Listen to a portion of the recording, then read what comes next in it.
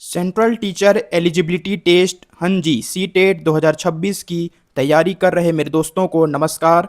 आज का यह वीडियो आपके लिए अति महत्वपूर्ण है।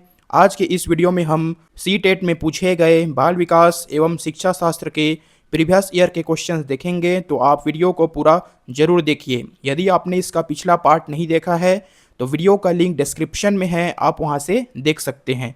चलिए शुरू करते हैं पहले क्वेश्चन के साथ।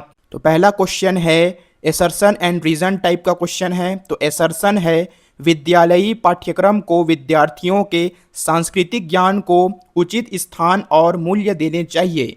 कारण है विद्यार्थियों को उनकी सांस्कृतिक पहचान को बनाए रखने के लिए समर्थन प्रदान करना सीखने की प्रक्रिया को सुगम बनाता है। जी, आपको बताना है सही विकल्प क्या है।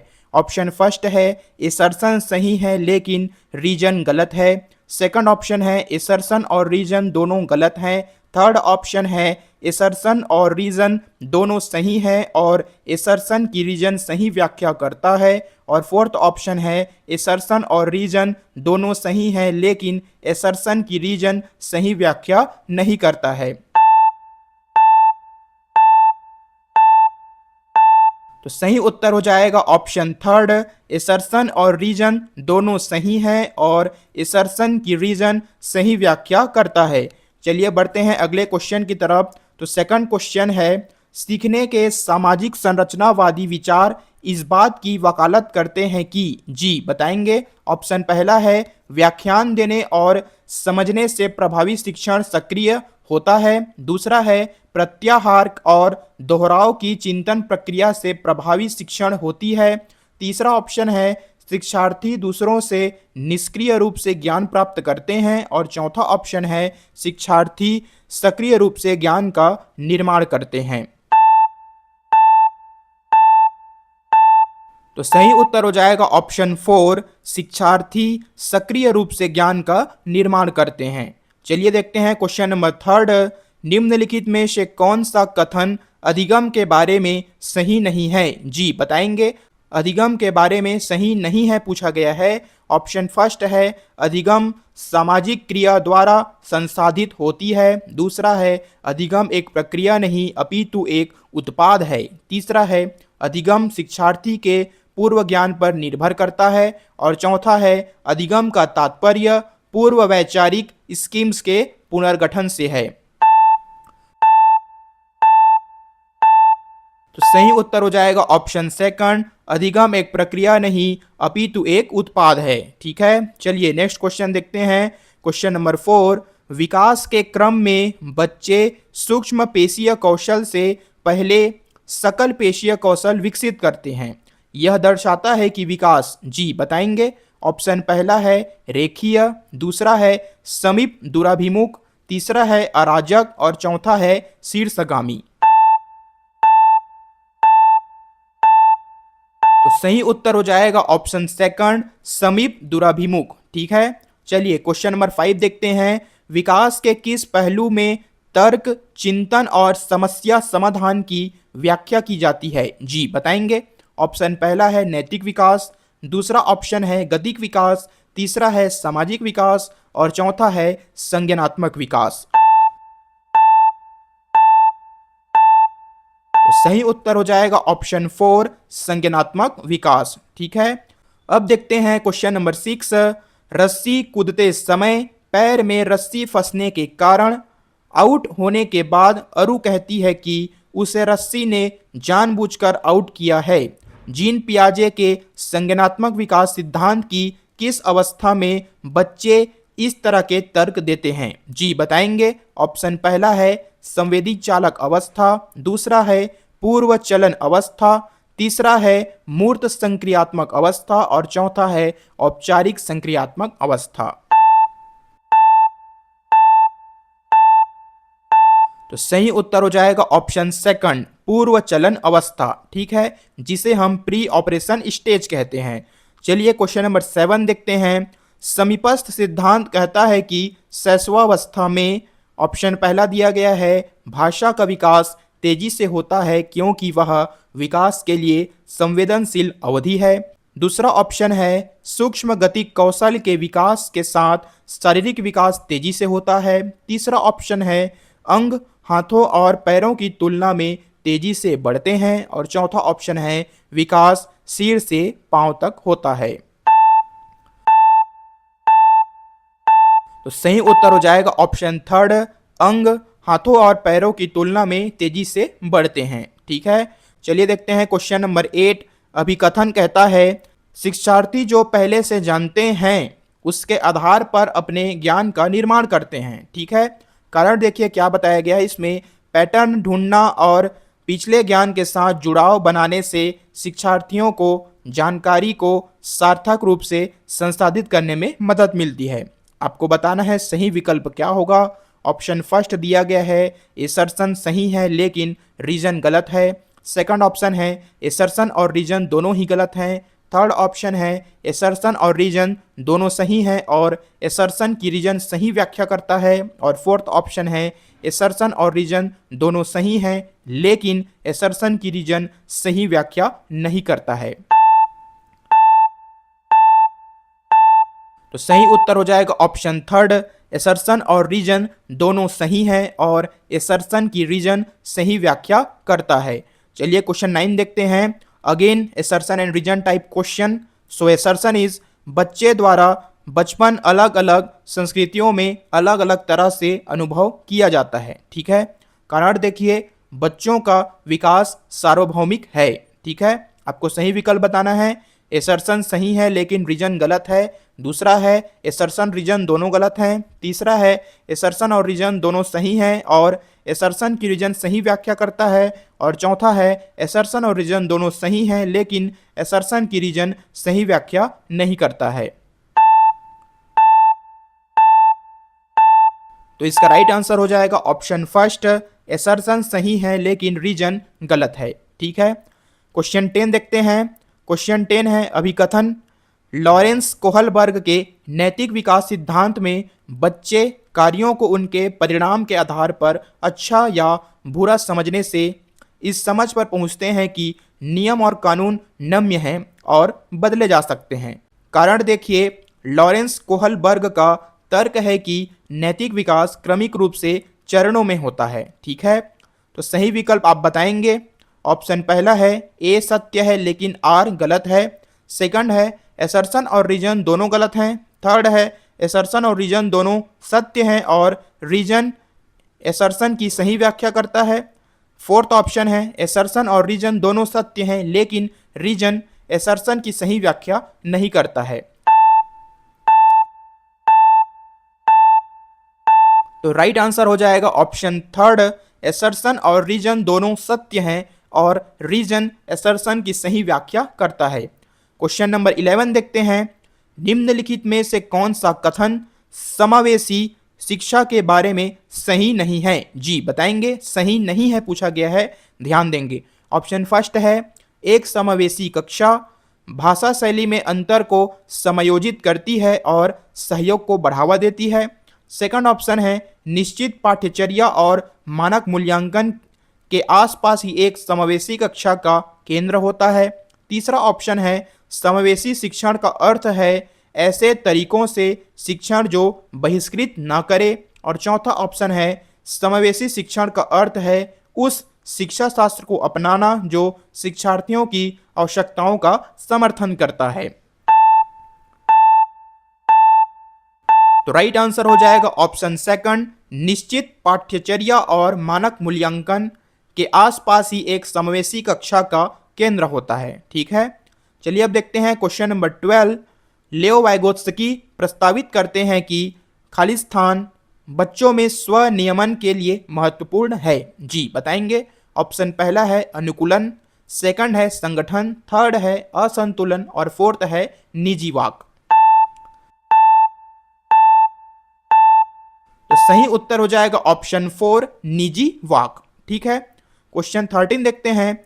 जीन पियाजे के संज्ञानात्मक विकास के सिद्धांत के अनुसार निम्नलिखित में से कौन सी क्षमता मूर्त संक्रियात्मक सोच को पूर्व संक्रियात्मक सोच से अलग बनाती है? तो ऑप्शन फर्स्ट है परिकल्पिक तार्किकता, सेकंड है वस्तु स्थायित्व, थर्ड है इंद्रियों का समन्वय और फोर्थ है विकेंद्रण। तो सही उत्तर हो जाएगा ऑप्शन 4 विकेंद्रण। ठीक है, चलिए क्वेश्चन नंबर 14 देखते हैं। निम्न में से किस प्रकार के प्रश्न एक छात्र की जानकारी का गंभीर रूप से मूल्यांकन करने की योग्यता का आकलन करने में मदद करता है? सो ऑप्शन फर्स्ट है वे प्रश्न जो पाठ को मान्य करने वाले उदाहरणों के लिए पूछते हैं। सेकंड है वे प्रश्न जो किसी पाठ का सारांश मांगते हैं। थर्ड है वे प्रश्न जो शब्द की सरल परिभाषा के लिए पूछते हैं। और फोर्थ ऑप्शन है वे प्रश्न जो छात्र की व्यक्तिगत राय पूछते हैं। जी बताएंगे। तो सही उत्तर हो जाएगा ऑप्शन 4 वे प्रश्न जो छात्र की व्यक्तिगत राय पूछते हैं। ठीक है, अब देखते हैं क्वेश्चन नंबर 15। निम्नलिखित में से कौन सा कथन संज्ञान और भावनाओं के बीच के संबंध को उपयुक्त रूप से परिभाषित करता है? जी बताएंगे, बहुत इंपॉर्टेंट क्वेश्चन। ऑप्शन फर्स्ट है संज्ञान भावनाओं को प्रभावित करता है लेकिन इसका विपरीत सत्य नहीं है। सेकंड है भावनाएं संज्ञान को प्रभावित करती हैं लेकिन इसका विपरीत सत्य नहीं है। ऑप्शन थर्ड है संज्ञान और भावनाएं दोनों स्वतंत्र प्रणालियां हैं। फोर्थ है भावनाएं और संज्ञान आपस में एक दूसरे पर पारस्परिक रूप से निर्भर करते हैं। तो सही उत्तर हो जाएगा ऑप्शन 4 भावनाएं और संज्ञान आपस में एक दूसरे पर पारस्परिक रूप से निर्भर करते हैं। ठीक है, अब देखते हैं क्वेश्चन नंबर 16। प्राथमिक कक्षाओं में भाषा का विकास किस प्रकार संसाधित होता है? जी बताएंगे। ऑप्शन पहला है जब शिक्षक बच्चों की मातृभाषा की अवहेलना और उपेक्षा करते हैं। दूसरा ऑप्शन है जब शिक्षक मूर्त वस्तुओं के बजाय संकेतों और प्रतीकों से शुरू करते हैं। थर्ड ऑप्शन है जब शिक्षक अमूर्त अवधारणाओं को संदर्भित करने के लिए ठोस उदाहरणों का उपयोग करते हैं। और फोर्थ ऑप्शन दिया गया है जब शिक्षक औपचारिक भाषा के प्रयोग पर जोर देते हैं और उसे लागू करते हैं। तो राइट आंसर हो जाएगा ऑप्शन थर्ड जब शिक्षक अमूर्त अवधारणाओं को संदर्भित करने के लिए ठोस उदाहरणों का उपयोग करते हैं। ठीक है, अब देखते हैं क्वेश्चन नंबर 17। अभिप्रेरणा के आरोपण सिद्धांत के अनुसार निम्नलिखित में से किससे लगातार कोशिश और बेहतर प्रदर्शन की संभावना है? जी बताएंगे। ऑप्शन पहला है असफलता और सफलता दोनों के लिए आंतरिक आरोपण। दूसरा है असफलता और सफलता दोनों के लिए बाहरी आरोपण। तीसरा है सफलता के लिए आंतरिक आरोपण और असफलता के लिए बाहरी आरोपण। चौथा है सफलता के लिए बाहरी आरोपण और असफलता के लिए आंतरिक आरोपण। तो सही उत्तर हो जाएगा ऑप्शन फर्स्ट असफलता और सफलता दोनों के लिए आंतरिक आरोपण। ठीक है, चलिए क्वेश्चन नंबर 18 देखते हैं। वंचित वर्गों से संबंधित विद्यार्थियों के समावेशन के लिए जी बताएंगे। फर्स्ट ऑप्शन है सामाजिक संबद्धता के आधार पर कक्षा में अलगाव करना चाहिए। दूसरा है समान क्षमताओं के आधार पर विद्यार्थियों को समूहों में विभाजित करना चाहिए। तीसरा है विविध परंपराओं के प्रति जागरूकता और संवेदनशीलता को बढ़ावा देना चाहिए। और चौथा है पहचान आधारित रूढ़ियों को प्रमाणित और प्रोत्साहित किया जाना चाहिए। तो सही उत्तर हो जाएगा ऑप्शन थर्ड विविध परंपराओं के प्रति जागरूकता और संवेदनशीलता को बढ़ावा देना चाहिए। क्वेश्चन 19 देखते हैं। कक्षा में खेल प्रतियोगिता में हिस्सा लेते समय तनुज अपने दोस्त से कहता है कि वह भाला फेंकने में हिस्सा लेगा और रस्सी कूदने में उसकी बहन हिस्सा ले सकती है क्योंकि वह एक लड़की है और लड़कियां भाला नहीं फेंक सकती। यह खालिस्तान को प्रदर्शित करता है। जी बताएंगे। ब्लैंक में क्या आएगा? ऑप्शन पहला है जेंडर समता। दूसरा है जेंडर रूढ़िवादिता। तीसरा है जेंडर संबंधता और चौथा है जेंडर समानता। तो सही उत्तर हो जाएगा ऑप्शन सेकंड, जेंडर रूढ़िवादिता। ठीक है, क्वेश्चन 20 देखते हैं। निम्नलिखित में से पठन वैकल्य की एक विशिष्ट विशेषता कौन सी है? जी बताएंगे। बहुत ही इंपॉर्टेंट क्वेश्चन है। ऑप्शन पहला है शारीरिक समन्वय में कठिनाई, दूसरा है स्थानिक समझ या जानकारी में कठिनाई, तीसरा है रचनात्मक समस्या समाधान में कठिनाई और चौथा है ध्वन्यात्मक प्रसंस्करण में कठिनाई। तो सही उत्तर हो जाएगा ऑप्शन 4, ध्वन्यात्मक प्रसंस्करण में कठिनाई। ठीक है, अब देखते हैं क्वेश्चन 21। निम्नलिखित में से कौन सा कारक समस्या समाधान को बढ़ावा देता है? जी बताएंगे। ऑप्शन पहला है निष्क्रिय अनुसरण, दूसरा है प्रतिक्रिया सेट, तीसरा है अपसारी चिंतन और चौथा है कार्यात्मक स्थिरता। तो सही उत्तर हो जाएगा ऑप्शन थर्ड, अपसारी चिंतन। ठीक है, अब देखते हैं क्वेश्चन नंबर 22। अपसारी चिंतन खालिस्तान जबकि अभिसारी चिंतन खालिस्तान। ठीक है, बताएंगे ब्लैंक में क्या आएगा। तो ऑप्शन पहला है गणितीय क्षमताओं को बढ़ावा देता है, कॉमा मौखिक क्षमताओं को बढ़ावा देता है, दूसरा है मौखिक क्षमताओं को बढ़ावा देता है, कॉमा गणितीय क्षमताओं को बढ़ावा देता है, तीसरा है कई उत्तरों को प्रोत्साहित करता है, कॉमा एक सही समाधान पर स्थिर है, और चौथा है एक सही समाधान पर स्थिर है, कॉमा कई उत्तरों को प्रोत्साहित करता है।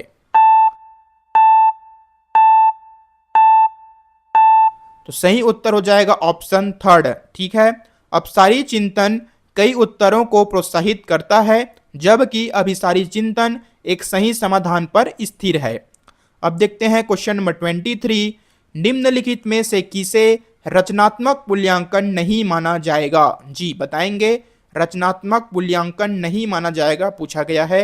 ऑप्शन पहला है एक मूल्यांकन कार्य जो मानदंड के एक मानक पैमाने के अनुसार छात्रों की तुलना करने में सहायक होता है, दूसरा है एक आकलन एक छात्र के सीखने में गलत धारणाओं की पहचान करने के लिए प्रयोग किया जाता है, तीसरा है छात्रों के पूर्व ज्ञान को निर्धारित करने के लिए एक नई अवधारणा की शुरुआत में दिया गया आकलन, और चौथा है छात्रों और शिक्षकों को अग्रगामी प्रतिपुष्टि प्रदान करने के लिए कक्षा के दौरान दिया गया मूल्यांकन।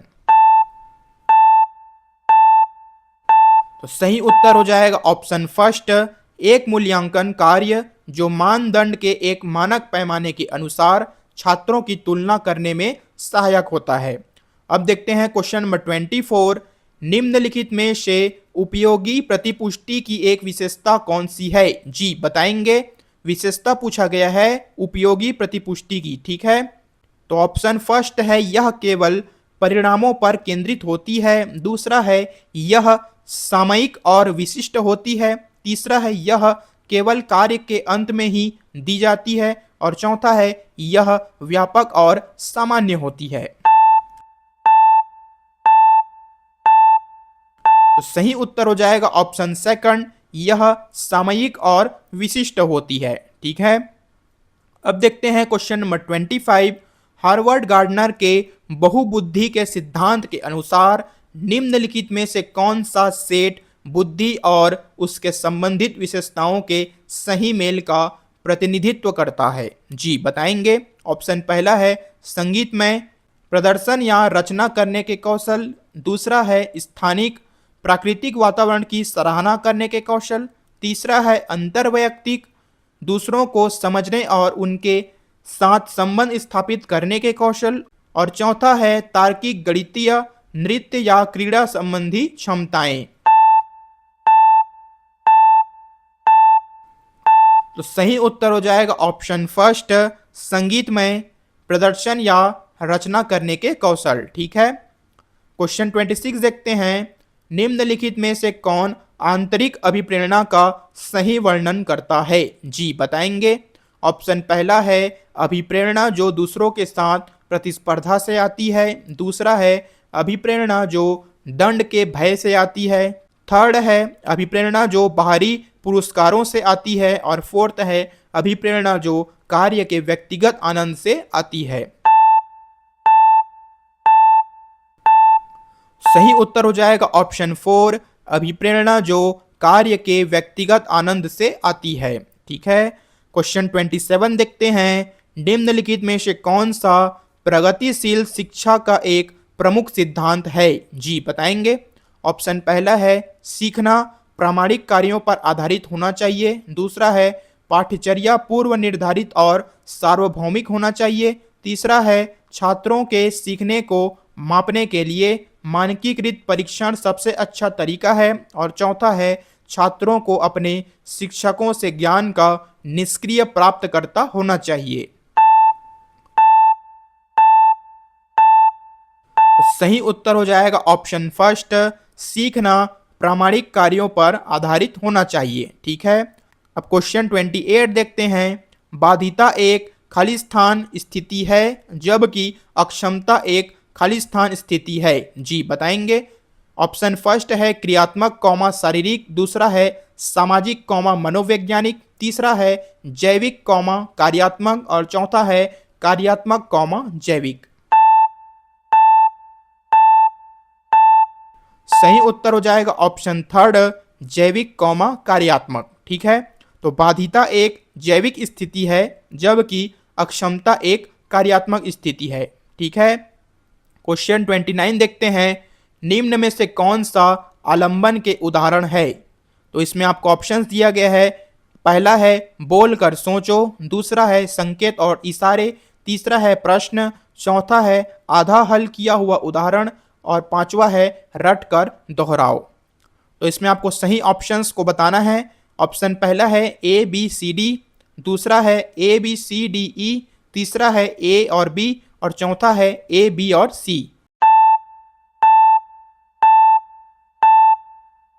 तो इसका सही उत्तर हो जाएगा option first, A B C D. ठीक है, ए बोलकर सोचो, बी संकेत और इशारे, सी प्रश्न और डी आधा हल किया हुआ उदाहरण। ये सभी आ जाएगा। ठीक है, चलिए क्वेश्चन नंबर 30 देखते हैं जो कि इस एमसीक्यू सीरीज का लास्ट क्वेश्चन है।